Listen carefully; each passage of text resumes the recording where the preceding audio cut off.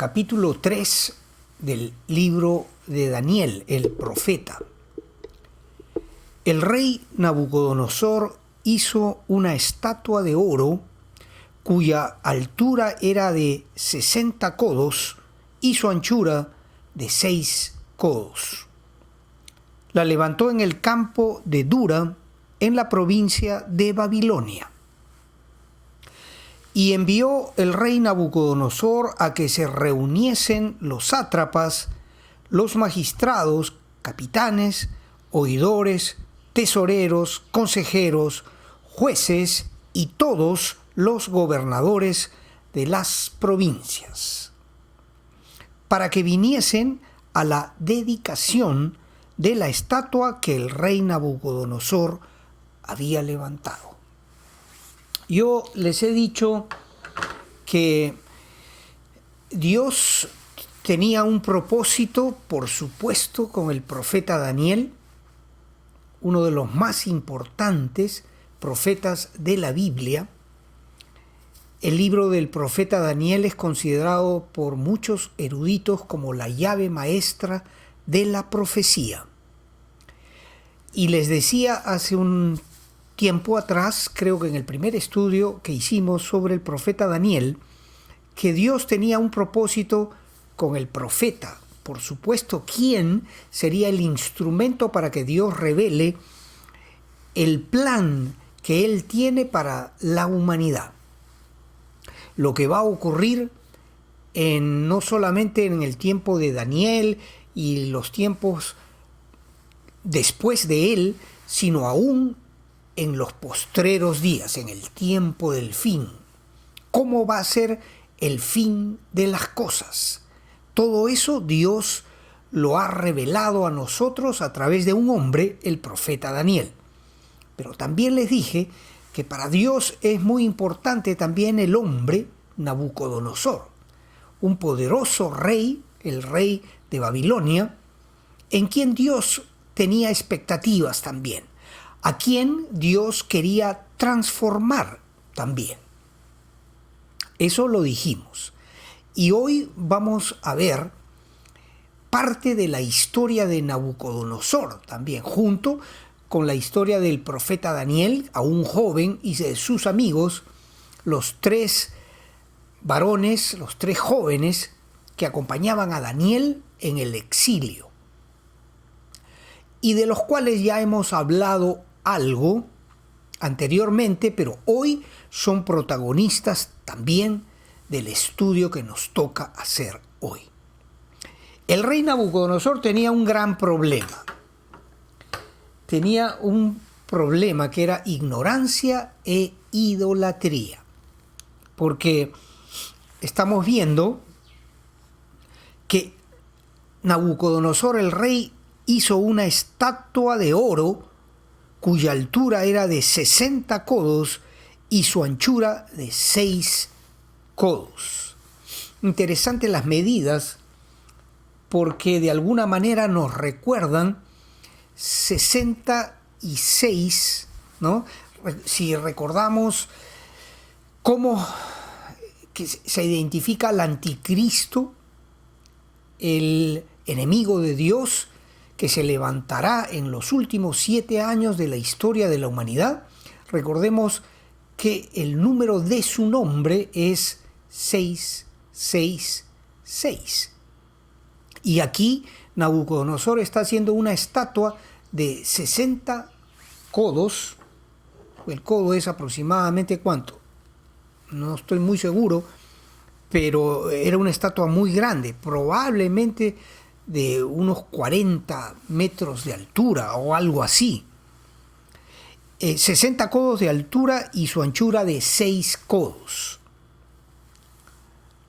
Así que esto es un poco revelador acerca del problema de Nabucodonosor, ¿no? Y bueno, hace la estatua y luego convoca a todos los gobernantes, sátrapas, sabios, oidores, a todos los que tenían algún cargo administrativo o de gobierno en su reino. Y los convoca, dice, para la dedicación de la estatua, que viniesen a la dedicación de la estatua que el rey Nabucodonosor había levantado. Fueron pues reunidos los sátrapas, los magistrados, capitanes, oidores, tesoreros, consejeros, jueces y todos los gobernadores de las provincias a la dedicación de la estatua que el rey había levantado. Y había un pregonero que anunciaba: mándase a vosotros, oh pueblos, naciones y lenguas que estaban representados en esta ceremonia de dedicación de la estatua del ídolo de Nabucodonosor. Recordemos que la idolatría es un grave pecado delante de Dios. Dios detesta que la gente se incline delante de cualquier tipo de imagen, cualquier cosa. De hecho, está en el decálogo que Dios nos dio a través de Moisés: yo soy Jehová, tu Dios, el único Dios verdadero. No te inclinarás delante de ninguna imagen de lo que esté arriba en los cielos, ni la tierra, ni debajo de la tierra, ni te postraréis, ni la adoraréis. Así comienza Dios a darnos instrucciones acerca de nuestra vida. Dios no quiere la idolatría. Dios quiere que los hombres, nosotros, nos acerquemos a Él, pero de otra forma, buscando su rostro, hablando con Él, para establecer una relación personal con Dios. A Dios no se le adora de otra forma que rindiéndose delante de Él, reconociéndole y invitándole a ser el Señor de nuestra vida. Esa es la manera. Todo lo demás, que tú te inclines a imágenes, al Señor de Uruguay, al Señor de los Milagros, a la imagen de la Virgen o cualquier otra cosa. Siento mucho si esto afecta tu sensibilidad religiosa, pero te tengo que decir la verdad. De eso se trata. A Dios uno no puede acercarse a través de estas torpezas de idolatría de cualquier tipo.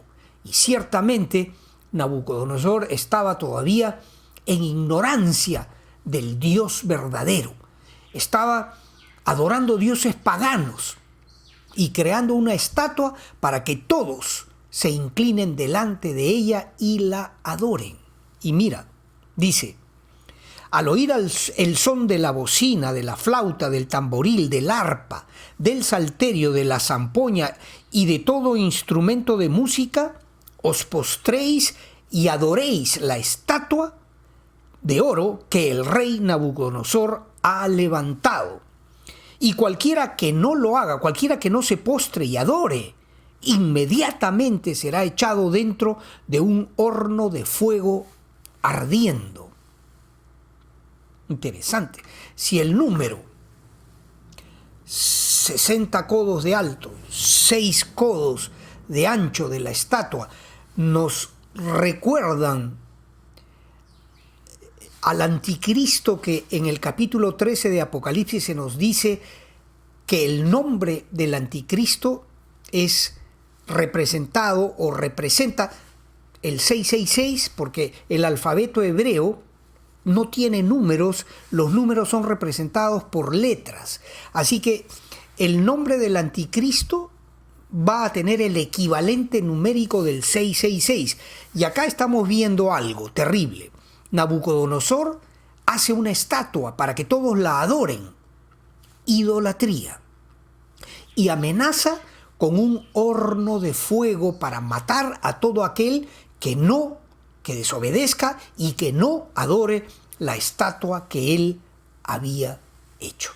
Una estatua de oro, falsa, un Dios falso. Y así es Satanás, así es nuestro enemigo. Busca la adoración de los hombres.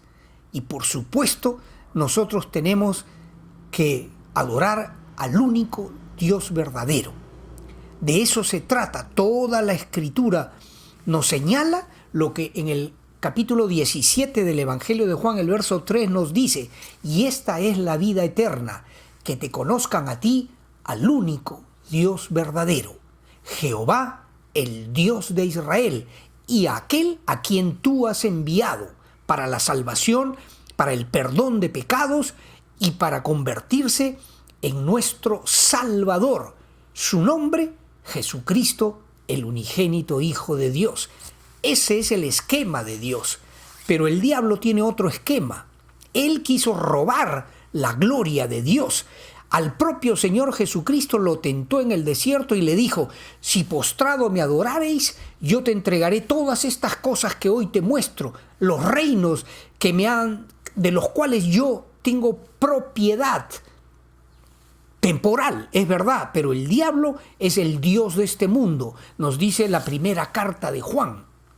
Él es el príncipe de la potestad del aire y por ahora tiene el control de este mundo. Él mueve los hilos a las marionetas que son los gobernadores, los reyes, los presidentes, los ministros, aún las figuras religiosas. Se mueven de acuerdo al plan maldito, al plan maléfico, al plan de destrucción que tiene este enemigo de Dios, Satanás, el diablo, la serpiente tortuosa, el dragón.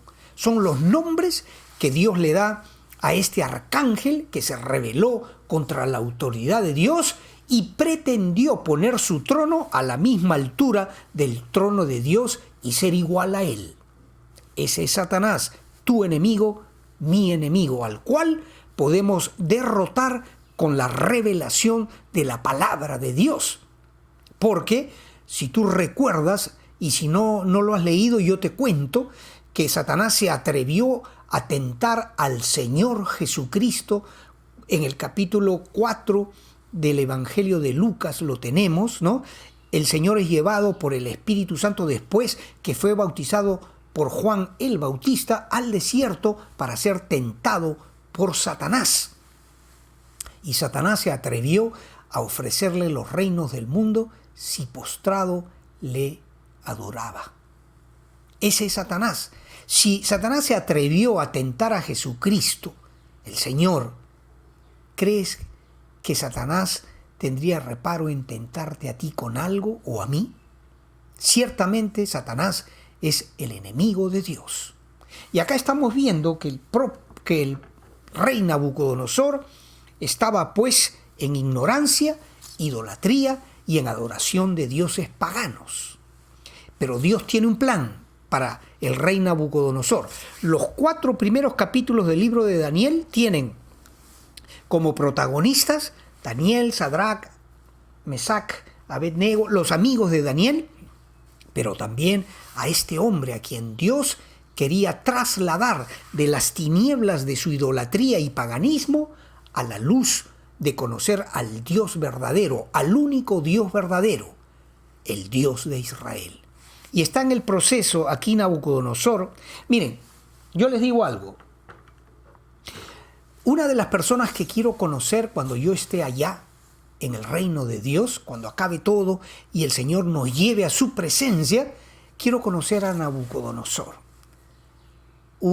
Y ustedes lo van a entender mejor cuando lleguemos al próximo capítulo, si Dios lo permite, en el próximo estudio o en los próximos 2 estudios. No estoy seguro si vamos a lograr terminar el capítulo 4 la próxima vez, pero ahí vamos a ver la transformación que Dios promete a todos los hombres que quieran oír su palabra, trasladados de las tinieblas a la luz admirable del conocimiento de la gloria de Dios. Desde el capítulo 1 del Génesis hasta el último capítulo 22 de Apocalipsis, toda la escritura es un instrumento para trasladarnos no solo al rey Nabucodonosor, no solo al profeta Daniel, a ti y a mí, de las tinieblas de la ignorancia al conocimiento de la gloria de Dios para poder heredar la vida eterna, que fue el plan básico, el plan inicial de Dios para ti y para mí. Lindo, precioso. Ahora, vamos a continuar. Dice, la historia dice: Por esto, en aquel tiempo, algunos varones caldeos vinieron y acusaron maliciosamente a los judíos.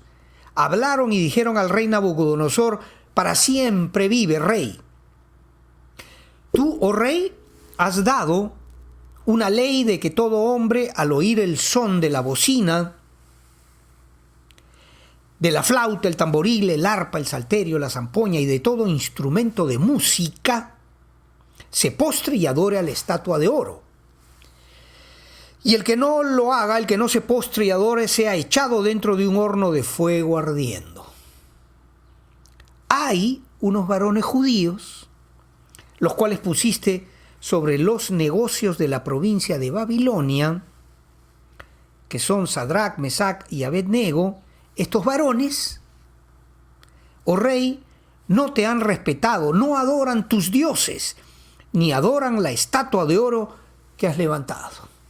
¿Se dan cuenta cómo trabaja el enemigo? Por envidia. Él quiere matar, robar y destruir. Y los siervos de Dios, Daniel y sus 3 amigos, ciertamente eran enemigos naturales de aquellos que quieren eso, robar, matar y destruir. Enemigos de Dios. Así que se acercan al rey y tejen este complot para matar a estos 3 que habían sido puestos sobre todos los negocios de la provincia de Babilonia.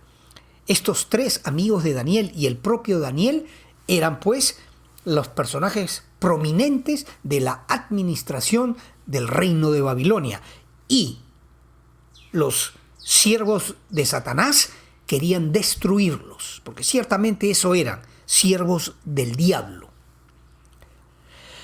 Entonces Nabucodonosor dijo con ira, cuando estos dicen, ¿no? El verso 12, 3:12, hay unos varones judíos los cuales pusiste sobre los negocios de la provincia de Babilonia, que no te han respetado ni adoran tus dioses. Entonces Nabucodonosor dijo con ira y enojo que trajesen a estos 3, Sadrach, Mesach y Abednego. Al instante fueron traídos, y habló Nabucodonosor y les dijo: ¿es verdad, Sadrach, Mesach y Abednego, que vosotros no honráis a mi Dios, ni adoráis la estatua de oro que he levantado? Ahora pues, dice el rey, ¿estáis dispuestos para que, al oír el son de la bocina, de la flauta, del tamboril, del arpa, del salterio y de la zampoña y de todo instrumento de música, os postréis y adoréis la estatua? En la misma hora, dice el rey, porque si no la adorareis, en la misma hora seréis echados en medio de un horno de fuego ardiendo. ¿Y qué Dios será aquel que os libre de mis manos? Perdón. Interesante, ¿verdad?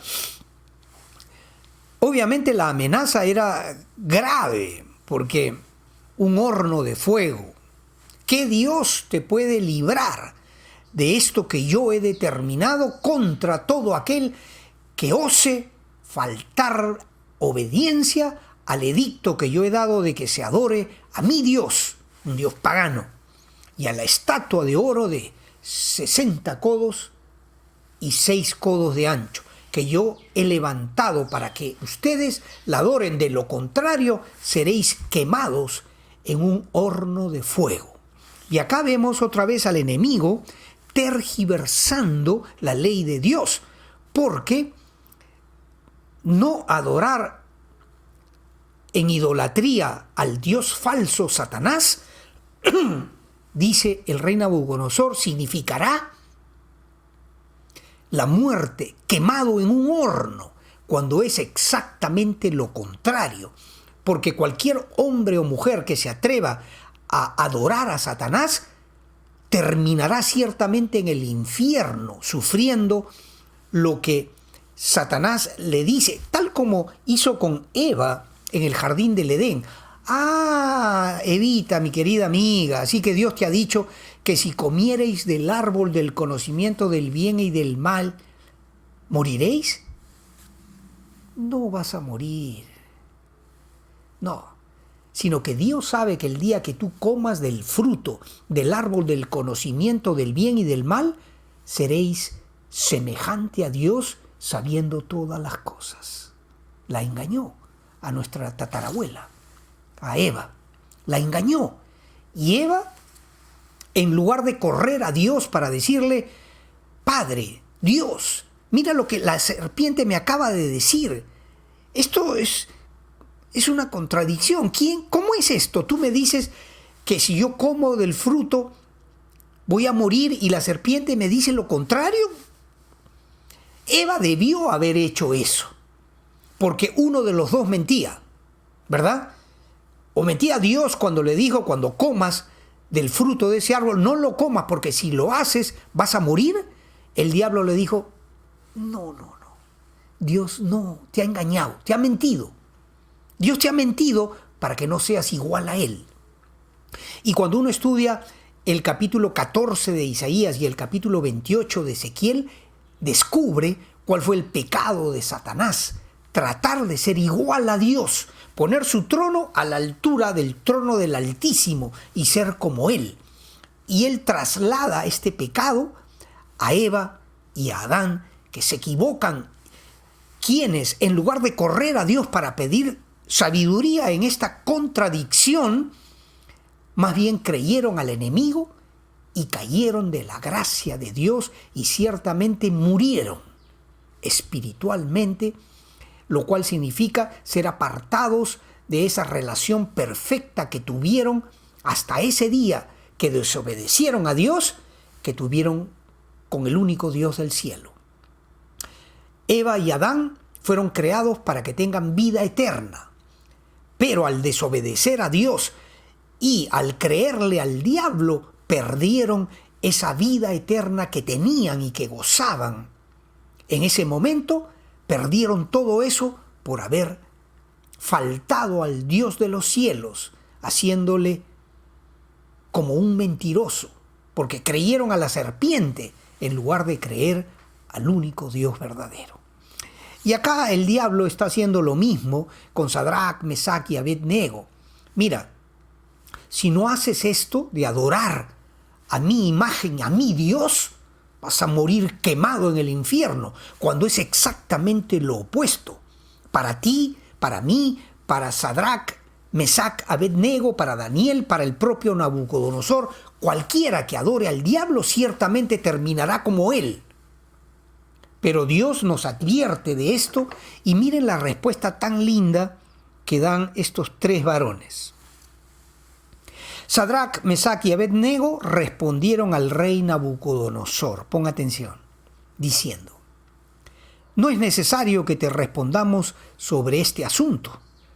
He aquí nuestro Dios, a quien servimos, puede librarnos del horno de fuego ardiendo.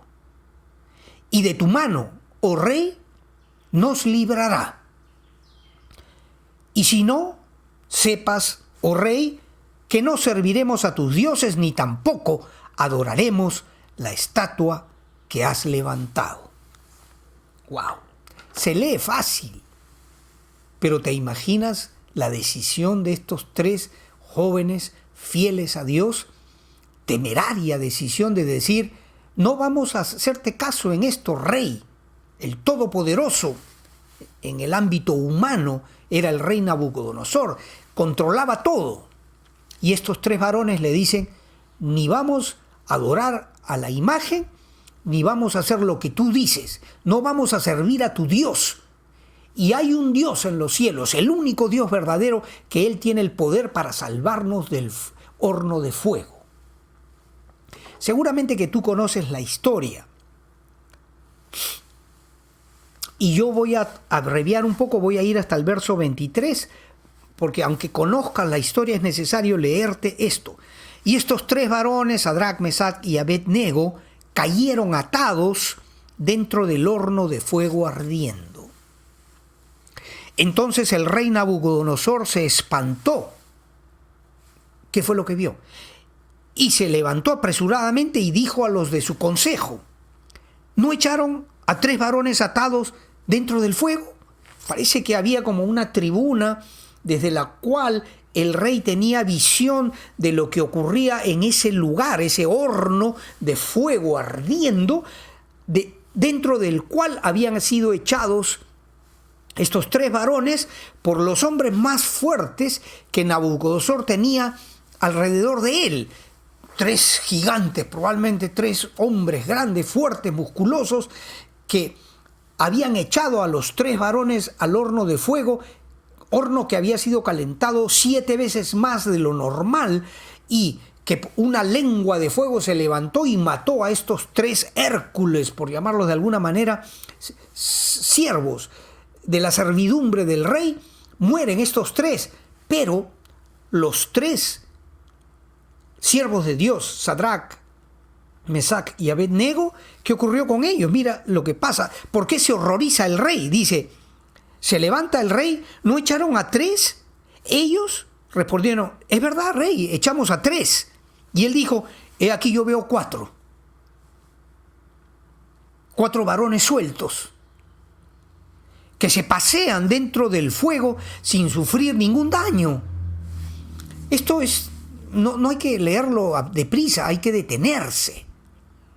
Cuando nosotros obedecemos a Dios, no hay fuego que pueda con nosotros, no hay problema que pueda con nosotros, no hay escasez que pueda con nosotros, no hay enfermedad que pueda derrotarnos si la enfrentamos con la fe de Dios.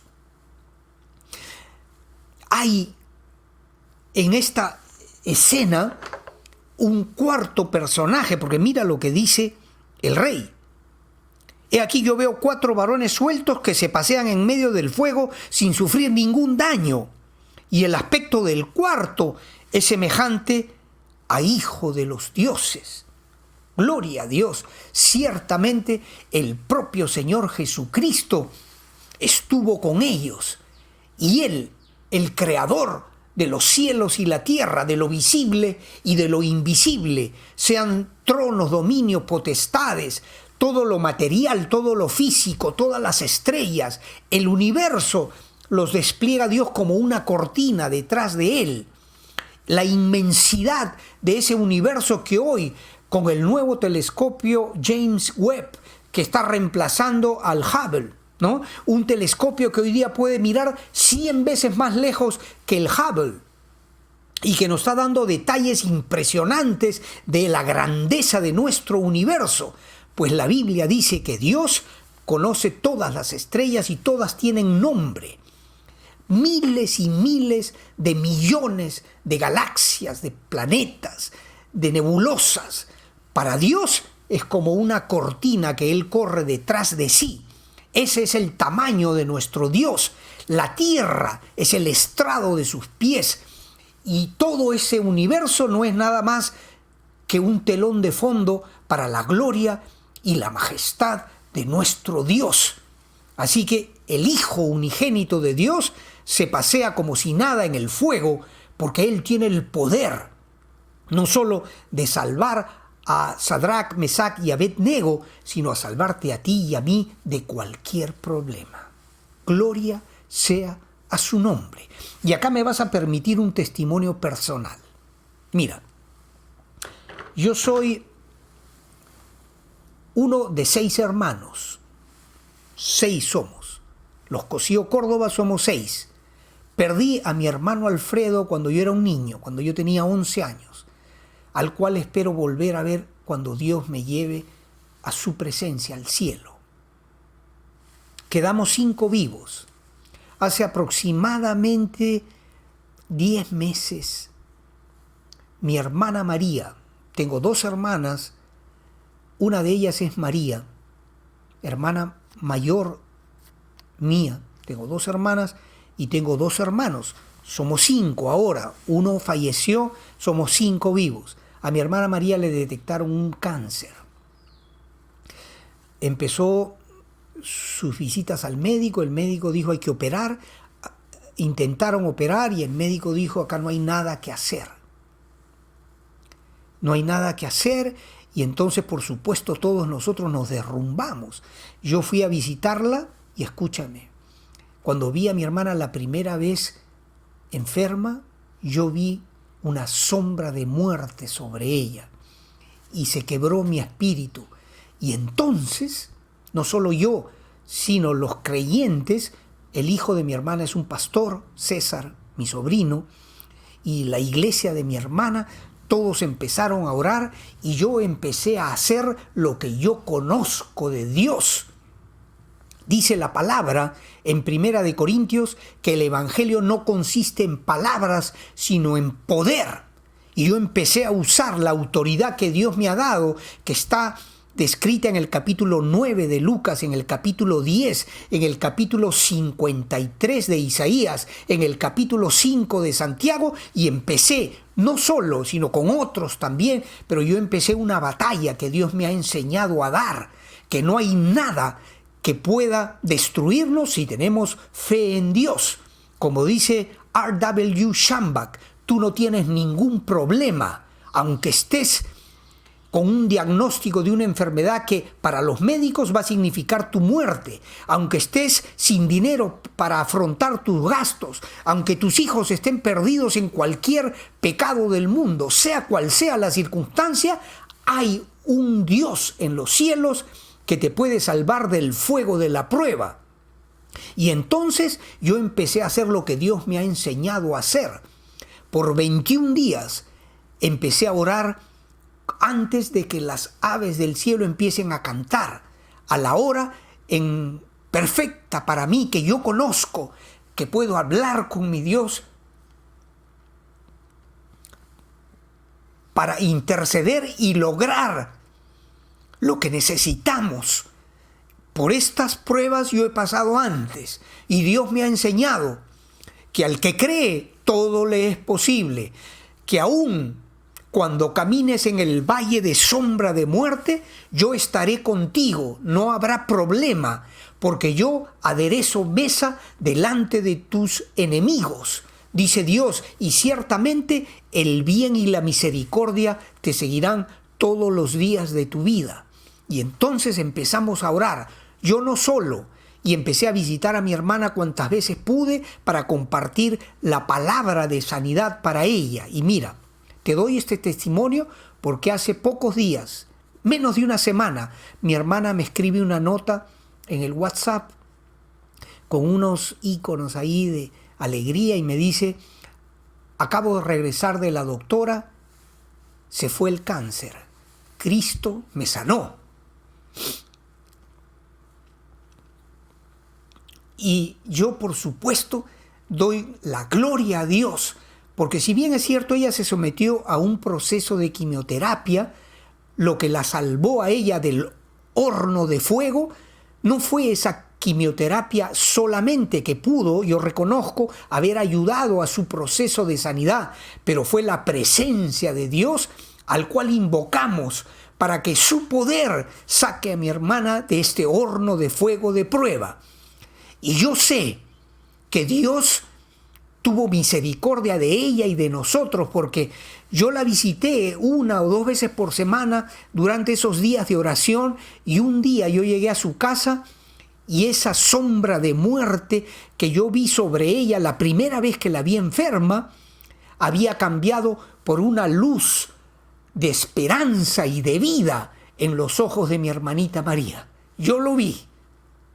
Y yo supe ese día, antes del tratamiento de quimioterapia y antes de lo que ahora los médicos dicen que el cáncer se fue, yo sabía que Dios ya la había tocado y continué orando en ese poder que Dios nos ha dado para que enfrentemos el horno de fuego que a veces tenemos que enfrentar. Yo quería darte este testimonio hoy. ¿Cómo no? Si probablemente tú estés pasando por una prueba también. ¿Cómo no? Para que tengas fe y hagas lo que tienes que hacer. Sigue al Dios del cielo. Clámale, pídele. Porque todo aquel que pide, recibe. Todo aquel que se atreve a tocar su puerta, se le abre la puerta. Y todo aquel que clama a Dios, se le responde, porque esa es la grandeza de la misericordia de nuestro Dios. Bendito sea su nombre. Gloria sea su nombre. Voy a dejar el estudio aquí. Y te doy gracias por atender estos estudios. Bendito sea el nombre de Dios. Dios te bendiga. En este fin de semana te cuide y te proteja. Y prospere tu vida, tus negocios. Te ayude. Lo mismo deseo para mí. Que podamos vivir por la fe. El justo por la fe vivirá. Profeta Habacuc, al final de su libro, nos dice eso. Y luego Pablo también nos reitera esa verdad eterna, que mientras estemos en este mundo, con la fe en Dios, tendremos victoria sobre el enemigo de Dios. Aquel que quiera asustarnos diciendo, si tú no haces lo que yo quiero, te voy a quemar en un horno de fuego. Cuando sabemos que realmente ese horno de fuego, el lago de fuego y azufre, es para él, para el nuestro enemigo, para Satanás, quien se atrevió a blasfemar contra Dios y a tratar de ser igual a Dios. Bendiciones, pues, para ti y tu familia. Y Dios mediante, te veo en nuestro próximo estudio. Bendiciones. Dios te bendiga.